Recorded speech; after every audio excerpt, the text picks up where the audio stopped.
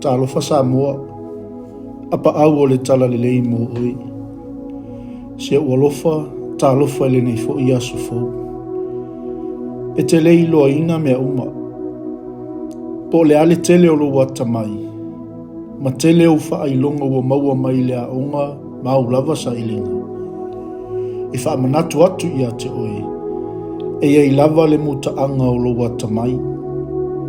E iei le taime sa vali vali mai iei le fo mai ma fai mai. Faa mali atu ua silinga se tonga fiti. E faa pena fo i le lo ia.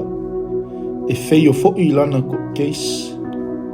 Po le insinia. Ka muta fai a onga. E o lava i le fai fe au.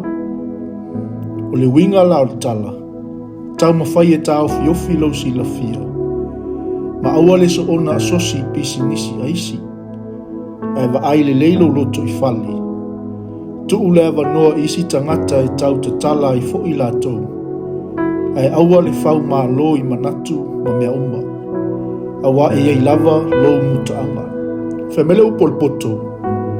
Faataoto e sfulua, fe upo e lua sumatou. O le tangata ma fau fau. Na te ufi ufi lona poto. A o loto e vale lea. E faa lau tele lo la tau valea. Samoa la tatalu. Le atua tolu tasi pa i ai. Ia ea o mai a te au. Ia o wiloa e iai lo umutaanga.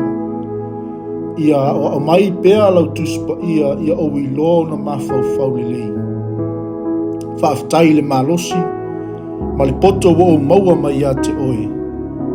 Ono Yesu Keriso wala tuai la mātou tatalu. Amene. Manuia faiva o le nei asu.